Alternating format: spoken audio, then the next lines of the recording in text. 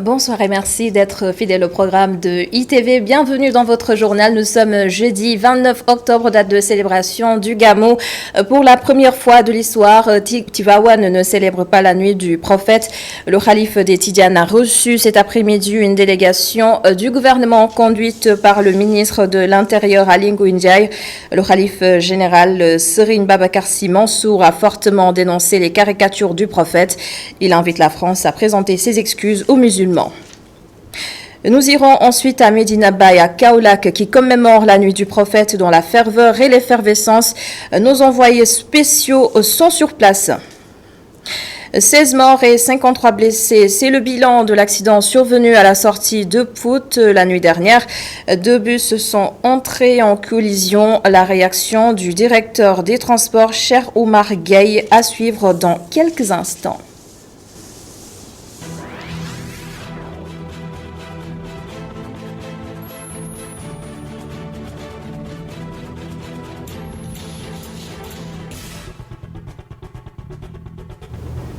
« 16 morts, 53 blessés, dont 5 dans un état grave. Ce sont les chiffres de l'accident survenu la nuit dernière à la sortie de Pout dans la région de Thiès. Un autocar et un bus de 65 places sont entrés en collision. Et dans un communiqué, le ministère des Transports a déploré un accident probablement causé par un dépassement non autorisé. Les précisions du directeur des transports terrestres, Cheikh Oumar Gueye, avec Isidore Alexandre Sen. Le premier constat, c'est d'abord la violence de l'accident. Le docteur nous dit qu'effectivement il y a une difficulté d'identification des corps sans vie. Cela témoigne effectivement de la gravité et de la violence de l'accident. Si on revient un peu sur les circonstances de l'accident, c'est toujours le comportement humain parce qu'il y a une tentative de dépassement dangereux donc au droit d'un virage, ce qui a causé vraiment un choc frontal entre l'autocar qui allait dans le sens Dakar-Saint-Louis avec le camion frigorifique allait dans le sens en tout cas Thiès-Dakar. C'était évitable si vraiment les automobilistes, les conducteurs avaient respecté les prescriptions donc, du code de la route, les conditions de dépassement, surtout les conditions de conduite donc, dans la nuit où la visibilité est vraiment réduite à vraiment presque à 60%. Donc c'est déplorable, c'est douloureux. Et dans un tweet, Macky Sall a salué s'est incliné devant la mémoire de ces 16 personnes qui ont péri dans l'accident. Le chef de l'État invite à plus de prudence et de responsabilité sur les routes. Nous y sommes, la nuit du prophète. Ce soir, une délégation du gouvernement s'est rendue à Tivaouane. Le ministre de l'Intérieur, Ali Ngouille Ndiaye, a conduit cette délégation. Il a salué la position du calife général des Tidianes face à la pandémie. Ali Ngouille Ndiaye a aussi réitéré la volonté de l'État du Sénégal de poursuivre les chantiers déjà entamés dans la cité religieuse, hôpitaux, assainissement, routes, eau, forage ou encore électrification. Adultère, prostitution, usage de la drogue, le laxisme dans l'administration. Le calife général des Tidianes sermonne les Sénégalais. Il a aussi dénoncé vigoureusement les caricatures du prophète. Serigne Babacar Sy Mansour estime que la France doit présenter ses excuses aux musulmans du monde entier. Direction Kaolack, retrouvez nos envoyés spéciaux et je rappelle que Kaolack célèbre la nuit du prophète ce soir et nous sommes en ligne avec un de nos envoyés spéciaux justement, Adam Assar. Adam Assar, bonsoir. À côté de la grande mosquée, et cette célébration donc de la nuit de naissance du prophète Mohammed, paix et salut sur lui, sera présidée par le khalife général donc de Medina Baye, Cheikh Mohamed Mahi Ibrahima Niass, de l'ensemble donc des fils et petits-fils et Muhaddam donc de Maulana Cheikh Ibrahima Niass. Adama Anouchka Ba, le Mawlud sera donc dirigé par Cheikh Mohamed Amin Ibrahima Niass, plus connu donc sous le nom de Baba Lamine Niass. Ce Mawlud alors est donc se tient dans un contexte donc lié à la pandémie de Covid-19 et Adama Anouchka Ba donc hier lors de la cérémonie donc officielle consacrée à ce Mawlud, le khalife donc de Medina Baye, Cheikh Mahi Ibrahima Niass, avait vraiment insisté sur le respect donc des mesures barrières, notamment le port de masques et l'utilisation donc de gel hydroalcoolique. Et cela donc la police vraiment a donc a pris toutes les dispositions pour que cela puisse donc être respecté par les pèlerins qui viennent ici à Medina Baye pour célébrer donc la nuit de naissance du prophète Mohammed, paix et salut sur lui. Adama, avant d'entrer dans les lieux symboliques de Medina Baye, que ce soit la grande mosquée, que ce soit donc dans cette grande tente ou bien dans la maison de Maulana Cheikh Ibrahim Niass qui est aujourd'hui transformée en musée, donc il faut impérativement porter un masque et utiliser donc du gel hydroalcoolique. Autre chose également à noter, et d'ailleurs c'est la seule fausse note donc de ce Mawlud, c'est la pénurie d'eau qui a été notée et qui a donc suscité la colère des pèlerins et des fidèles de Maulana Cheikh Ibrahim Niass qui ont venu ici de partout dans le monde, que ce soit au Sénégal et à l'étranger. Et d'ailleurs donc c'est ce qui fait la particularité donc de Medina Baye, qui est vraiment une cité cosmopolite où on y retrouve toutes les nationalités. Et elles sont au rendez-vous, donc ces nationalités-là, que ce soit mauritanienne, gambienne, guinéenne, nigérienne, ghanéenne, américaine et même donc asiatique. Peut-être concernant la communauté nigériane, on n'a pas noté vraiment une grande affluence. Peut-être cela est dû au contexte lié donc à cette pandémie de Covid-19. Donc, Adama, il faut retenir vraiment que dans quelques petites heures ici, donc, ce sera célébré donc la nuit de naissance du prophète Mohammed, paix et salut sur lui. Merci beaucoup Adama Sarr, l'un de nos envoyés spéciaux à Medina Baye Kaolack. Merci également à toute l'équipe et je rappelle que vous pourrez suivre tous ces événements en direct sur ITV, iRadio et www.emedia.sn. Mais avant de quitter Medina Baye, je vous propose de faire une petite immersion dans les cuisines. C'est un travail qui marche et beaucoup de familles ont engagé des cuisiniers professionnels. Lamine Diao en est un et travaille pour la famille Gassama depuis 2012. Son histoire avec la cuisine est assez particulière. Seikou Seydi et Mustafa Gaye l'ont rencontré. De loin, vous apercevez son visage radieux accompagné d'un beau sourire, un regard déterminé, en plein dans les préparatifs du repas.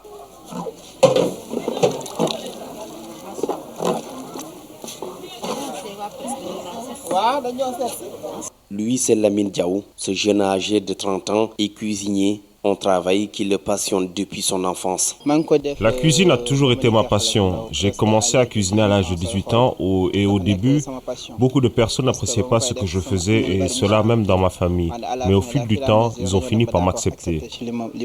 Après quelques années dans cette voie, il décide d'aller poursuivre son rêve, celui de cuisiner. Il s'inscrit dans une école de formation. Avant ça, j'étais un excellent tailleur. Je peux même dire que j'étais très doué dans ce domaine. Je n'ai pas arrêté le métier de tailleur pour la cuisine. Comme je l'ai dit, j'étais très doué, donc je voulais avoir mon propre atelier, puisque j'en avais les compétences, mais malheureusement, je n'ai pas eu de soutien. Je suis retourné à la cuisine pour venir en aide à ma famille. Ainsi grandit en lui l'amour pour la cuisine. Alors tailleur, ce jeune habitant du quartier Medina Mbaba va arrêter ce métier pour la cuisine, choix qu'il juge juste. J'ai fait ma formation à Sokone chez un certain Michel Outier. C'est au temps du régime de Abdou Diouf. J'ai fait une formation accélérée de 4 ans dans des moments compliqués de ma vie. Je n'avais pas de soutien pour assurer le paiement qui était de 45 000 francs à la mensualité. Je vendais en cachette des chaussures pour payer ma formation. C'est ma contribution en tant que talibé pour la nuit de la naissance du prophète de l'islam, Mohammed, paix et salut sur lui. Je n'ai pas de moyens financiers, mais j'ai mon métier qui peut servir à quelque chose aux fidèles talibés. Je ne demande aucun franc durant le Maulid, c'est du Adiya Baye.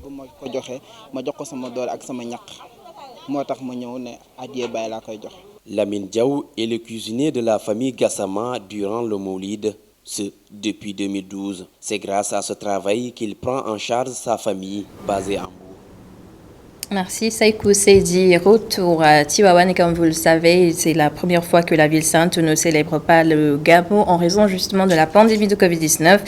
Quelques rares fidèles sont venus quand même effectuer leur ziara et vous allez le voir dans cette correspondance.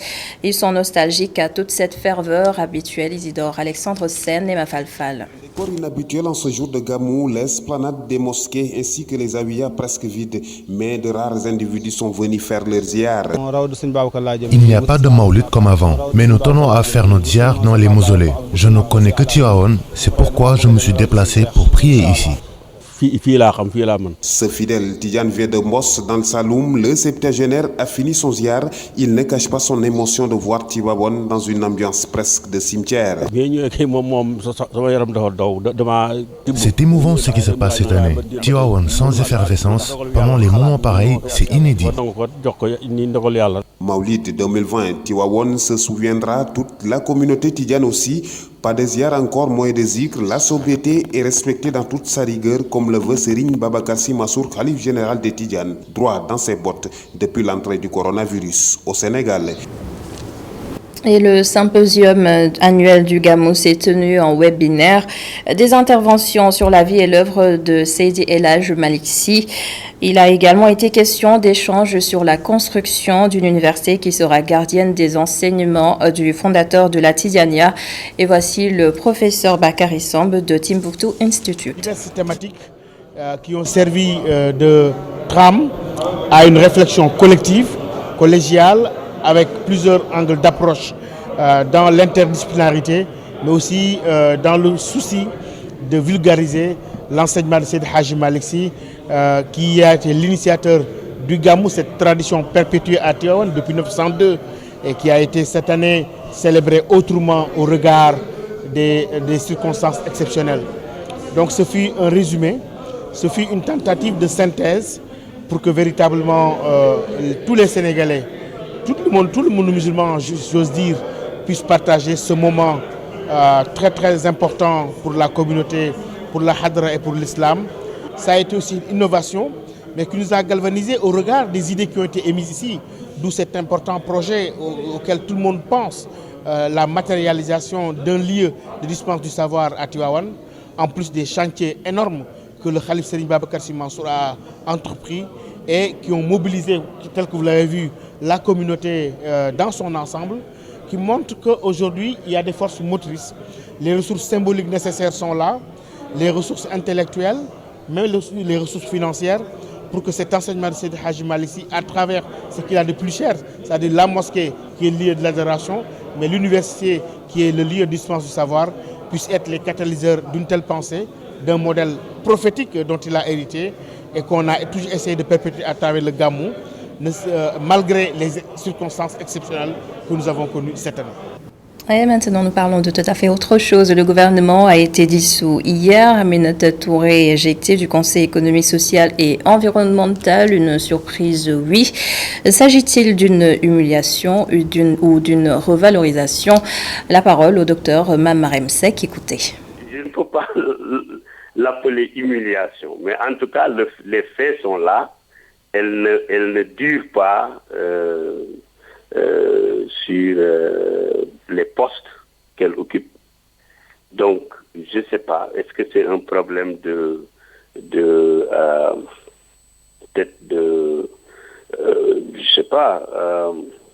d'entente avec le président sur certaines questions? Est-ce qu'elle aurait peut-être une personnalité qui fait que, voilà, son compagnonnage avec le président sur des positions précises ne dure pas très longtemps. Donc, on ne sait pas. Mais en tout cas, le fait est là. Elle ne dure jamais dans les positions qu'elle occupe. C'est là aussi un capital politique important. Hein, comme vous l'avez dit, elle a quand même été militante à Grand-Yoff, à un moment où Khalifa Sall était régné sur ce territoire. Donc elle l'a affronté, elle n'a pas gagné, mais elle a quand même elle a eu de bons résultats. Donc récemment, on lui prêtait quand même des ambitions politiques à Kaolack. Donc je pense qu'elle a eu un parcours assez brillant. Maintenant, pourquoi à chaque fois elle se sépare? Bon, elle quitte des stations pour aller vers d'autres, ça, je ne sais pas. Et en attendant la formation d'un nouveau gouvernement, les Sénégalais reformulent leurs attentes. Certains s'attendent à une équipe de technocrates, d'autres estiment que rien ne va changer. Ce sera juste une bande de copains, pour reprendre leurs mots. Vox Pop, micro-trottoir, oui, réalisé par Boubacar Dia. Franchement, le remaniement ministériel, c'est juste un fardeau de plus pour la population, car c'est elle qui paie ses ministres à coups de millions et ils ne nous servent à rien. Je vous donne juste un exemple. Si vous êtes dans votre maison pendant 5 ans et que cette maison-là n'avance pas, il n'y a rien qui change, à mon avis, vous devez quitter. Mais est-ce qu'on devrait même d'abord attendre quelque chose? C'est ça la grande question, parce que quand un président vient ou bien quand un candidat vient vous présenter à vous, il vous présente un programme, vous faites ce qu'on appelle une élection, et maintenant par la suite, moi je sais vos mots, et maintenant j'ai vos solutions. À chaque fois qu'il vous présente ce qu'on appelle un gouvernement, et à chaque fois ce sont ce qu'on appelle les mêmes situations à la case de départ. Alors qu'est-ce que vous pouvez attendre? Le remaniement, quand un ministre travaille bien, bon, il faut le laisser travailler, mais quand il ne travaille pas, on peut le remanier. Donc c'est la responsabilité de Macky Sall, hein, c'est lui qu'on a élu comme président. Il doit entrer dans sa chambre, regarder ce qui va, ce qui ne va pas, et il va réorganiser le pays, parce que c'est lui le responsable, c'est lui qu'on a élu. On s'attend de l'amélioration des conditions de vie des Sénégalais. Bon, peut-être, s'il est malin, il va faire moins de ministres, au moins, puisqu'il va vers une campagne, paramétrer, disons, ce qu'on appelle les circonstances, et faire moins de ministres. Les habitants de Koloban à Rufisque s'opposent à la destruction d'une maison prévue pour l'accueil des malades mentaux. La maison en question est touchée par les travaux du train express régional et ces populations riveraines dénoncent une absence de concertation. Hassan Faye habite le quartier. Il répond à Babacar Seck. La structure du quartier avait saisi le préfet comme le maire de la zone pour leur manifester notre désir de créer au moins un cadre qui nous permettrait d'encadrer les jeunes du coin, et d'implanter, si possible, un centre de santé, parce que dans toute la zone, il n'y a pas un centre de santé et on a tous les problèmes pour l'évacuation des malades. Et je déplore, au nom du quartier, le fait que le contrôleur de la légalité, le préfet et le maire puissent ériger quelque chose dans ce coin sans associer les notables du quartier. Ça, c'est vraiment déplorable. Et nous allons mener ce combat. Le problème, cette maison, on nous a dit que ça va abriter des malades mentaux. Ces pauvres gens, ce cadre est inapproprié pour abriter des malades mentaux. Et déjà, dans le quartier, on a assez de problèmes de sécurité, non seulement pour contrôler les enfants, mais également on va abriter ici des malades mentaux et ça risque de poser des problèmes. Et ce n'est pas approprié pour de pauvres malades qui doivent être mis dans de très bonnes conditions. Si on les laisse évoluer dans un cadre aussi délabré, vraiment ça pourrait même augmenter le problème de santé. C'est une question qui occupe fortement l'actualité. L'immigration clandestine. Formés en association, les rapatriés de Thiaroye-sur-Mer multiplient leurs actions de sensibilisation sur les méfaits de l'immigration clandestine dans un contexte où les pirogues clandestines sont interceptées quasiment tous les jours. Le sujet est réalisé par Mamadou Lamine Fati. Thiaroye-sur-Mer, un lieu où jadis les candidats à l'immigration prenaient le départ. Grâce aux activités de l'association des rapatriés de Thiaroye, le phénomène recule. Pourquoi j'ai été tenu? Parce que je suis le président de l'association. L'association, ce n'est pas moi seul. On a fait des discours sur les jeunes. Disent que prendre un pirogue, partir vers l'île du Canari, tu peux mourir sur la mer ou bien disparaître sur la mer parce qu'en 2006, Thiaroye-sur-Mer a perdu presque 300 et quelques personnes, des jeunes de 25 ans, 26 ans. Tout le monde le sait. En 2006, Thiaroye-sur-Mer n'a pas organisé les mouvements navétanes parce qu'il y avait beaucoup de joueurs de football qui sont morts. C'est pourquoi on a mis l'association pour sensibiliser. Je ne le conseille pas de partir parce que je sais que s'il entre dans la mer avec un pirogue, avec ses d'autres copains, peut-être il peut réussir, mais il peut disparaître. S'il est disparaît, donc sa mère ou bien son père devenu fou.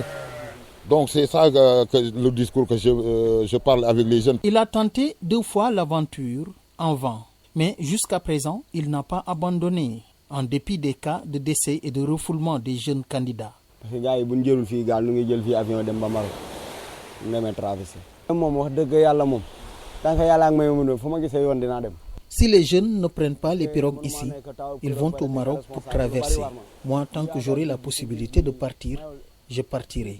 Parce que je ne peux pas être soutien de famille et voir les difficultés que vive ma famille sans rien faire.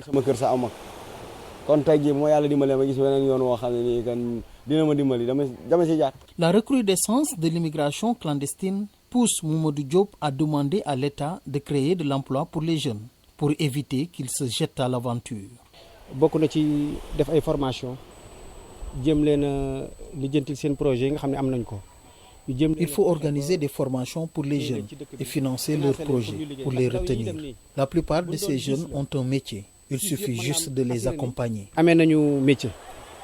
Té seen métier yoy buñ ci amé lén luñ ci mëna yëngo rek man japp na ni mom gëm na dañ am luñ japp ba tax ñu génn seen xel ci def.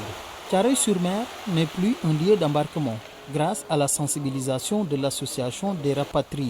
Mais les jeunes continuent toujours de trouver d'autres moyens de partir à l'aventure au péril de leur vie. Merci Mamadou Lamine Fati. Une note de sport en prélude au tournoi qualificatif à l'Afro-Basket masculin prévu au Rwanda les 25 et 29 novembre. L'entraîneur national Boniface Nongo a publié une liste de 26 joueurs, mais cette liste devrait être réduite à 12 avant le tournoi. Les précisions de Cheikh Diop. C'était très attendu cette première conférence de presse de l'entraîneur national de basket, Boniface Ndong, qui tient désormais les rênes du basketball masculin, a publié une liste de 26 joueurs. Un groupe élargi pour le tournoi qualificatif à l'Afro-Basket prévu du 25 au 29 novembre à Kigali. Notre objectif est d'abord c'était de créer un groupe élargi. Je pense qu'on est arrivé à une vingtaine, exactement à 26 joueurs, tu vois, donc qui sont censés participer aux compétitions internationales. Parce qu'on le sait, on a les fenêtres FIBA, on a les qualifications pour les Jeux Olympiques et puis on a la Coupe d'Afrique, donc l'année prochaine. Donc on ne pourra pas utiliser tous les joueurs en même temps, mais j'essaierai en tant qu'entraîneur de tenir un langage serein et aussi un langage qui est très correct envers les joueurs et sincère pour qu'ils sachent que toute sélection se fera juste par les raisons de basket. Toutefois, une difficulté persiste selon l'entraîneur.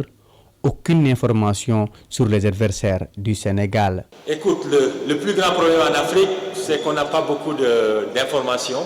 Tu vois, aujourd'hui, je ne sais même pas encore la liste de l'Angola, je ne sais pas la liste du Kenya, je ne sais pas la liste de la Mozambique. Donc, on travaille un peu à l'aveuglette, tu vois, parce que même si je jouais des matchs amicaux, on n'a aucun moyen d'avoir les vidéos. Tu vois, toutes les personnes que je connais au monde, j'ai essayé, tu vois, de contacter, parce que je connais quelqu'un en Espagne, par exemple, qui te trouve des matchs partout dans le monde, mais il ne peut pas trouver des matchs africains. Voilà. Donc, mais on a un staff, tu vois, on reste à l'écoute avec tous les moyens qu'on a, on essaie de faire des investigations. Mais c'est possible qu'on arrive un peu au Rwanda, un peu aveugle. Voilà, mais on y travaille, tu vois, donc tous les logiciels de basket qu'il y a, on essaie, mais bon. En Afrique, on ne met pas beaucoup en fait des matchs à la disposition. Un tournoi qualificatif qui se joue dans une période marquée par la Covid-19. Des dispositions particulières sont nécessaires. Ainsi, tous les joueurs doivent se présenter avec un test Covid négatif. Les joueurs qui sont en Europe jouent jusqu'au 21, le week-end du 21-22 novembre, et la compétition commence le 25. Donc s'il faut les amener à Dakar pour Kigali, on arrivera à la veille de la compétition. Donc tout faire pour que tout le monde fasse son test Covid dans sa localité et que les gens puissent aller à Kigali avec une version anglaise. vraiment pour être dans les normes de football. Enfin, Boniface Ndong appelle à l'union des cœurs et des forces pour la réussite de sa mission en se basant sur sa philosophie, instaurer la culture de la gagne.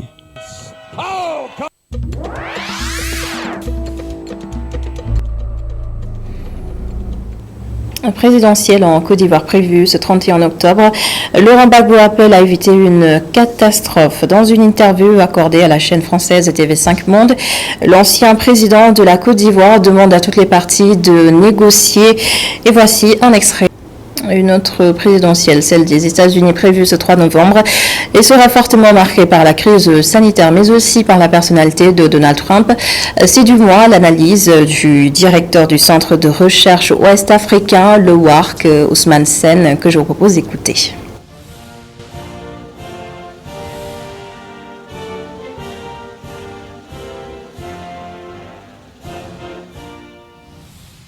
Le premier facteur étant la Covid. Donc les gens préfèrent voter par correspondance. Le second étant, je crois, les appels que les hommes politiques ont lancés, en particulier le président Barack Obama et d'autres, pour encourager les électeurs à s'assurer qu'ils ont voté et qu'ils sont acquittés de leur devoir et qu'ils fassent ça par devoir. Il leur a d'ailleurs dit, ne restez pas à croiser les bras. Si vous voulez, la défaite est une possibilité. Donc faites tout pour assurer votre vote. Ça, c'est un point. Le second point, peut-être qu'il faudrait que l'on... C'est que vous avez vu que Biden et Trump visent un certain nombre d'États et tiennent absolument à marquer le coup dans ces États. C'est ce qu'on appelle les États clés ou les États pivots. C'est des États qui sont indécis, parce que ils ne sont ni le bastion des républicains, ni le bastion des démocrates. Et donc, ces États peuvent valser, changer de camp d'une élection à une autre. Et il y en a principalement 10, en particulier le Wisconsin, en particulier le Texas, et tant d'autres États. Et il faut absolument faire en sorte que ces États tombent soit dans l'escarcelle des républicains ou l'escarcelle des démocrates pour que l'un ou l'autre s'assure la victoire.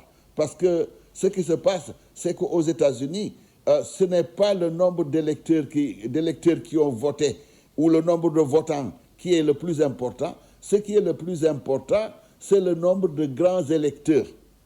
Si vous avez notez que c'est le nombre de grands électeurs et la notion de winner takes all. Winner takes all, moi, Raogadou. C'est-à-dire que vous avez le plus grand nombre d'électeurs, à partir de ce moment, vous gagnez. Donc ça, c'est les caractéristiques de l'élection aux États-Unis. Et au soir du 3 novembre, tous ces éléments, certainement, vont compter pour déterminer qui va gagner et qui risque de perdre. Évidemment, on parle de l'avancée de Joe Biden, mais rappelez-vous, en 2016, Hillary Clinton, dans les sondages, était partie gagnante et malheureusement, ça ne s'est pas passé comme ça.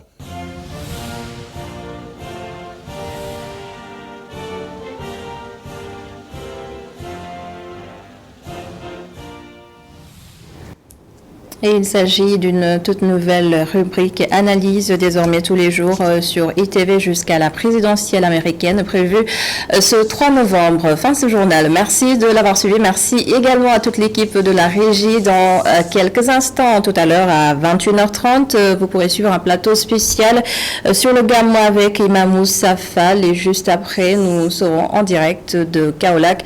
Un autre plateau avec Oustaz Taïb Sosé. Vous pourrez suivre le Gamou en direct sur ITV. Bonne soirée et bon Gamou, oui.